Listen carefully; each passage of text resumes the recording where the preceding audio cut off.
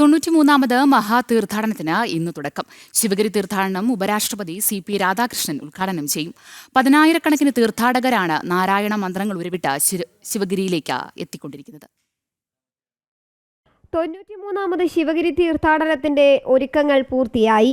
ഇന്ന് രാവിലെ 7:30-ന് Sreenarayana Dharmasangham trust president സ്വാമി സച്ചിദാനന്ദ ധർമ്മപതാക ഉയർത്തും. തുടർന്ന് 10-ന് നടക്കുന്ന തീർത്ഥാടന സമ്മേളനം ഉപരാഷ്ട്രപതി CP രാധാകൃഷ്ണൻ ഉദ്ഘാടനം ചെയ്യും. സ്വാമി സച്ചിദാനന്ദ അധ്യക്ഷനാകും. ഗവർണർ രാജേന്ദ്ര വിശ്വനാഥ് ഹർലേക്കർ, കേന്ദ്രമന്ത്രി സുരേഷ് ഗോപി, മന്ത്രി MB Rajesh, trust general secretary Swami Subhangananda എന്നിവർ ഭാഗമാകും.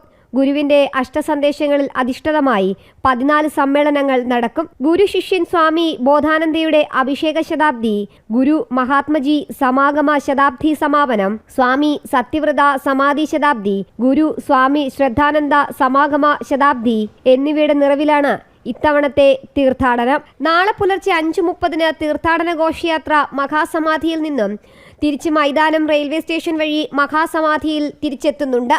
രാവിലെ നടക്കുന്ന തീർത്ഥാടന സമ്മേളനം മുഖ്യമന്ത്രി പിണറായി വിജയൻ ഉദ്ഘാടനം ചെയ്യും. കർണാടക മുഖ്യമന്ത്രി സിദ്ധരാമയ്യ, SNDP യോഗം general secretary Vellappally Natesan, BJP സംസ്ഥാന ജനറൽ സെക്രട്ടറി ശോഭാ സുരേന്ദ്രൻ എന്നിവരും സംസാരിക്കും.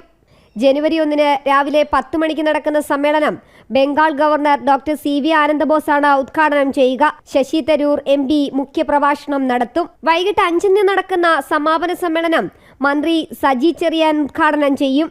ജനം, തിരുവനന്തപുരം.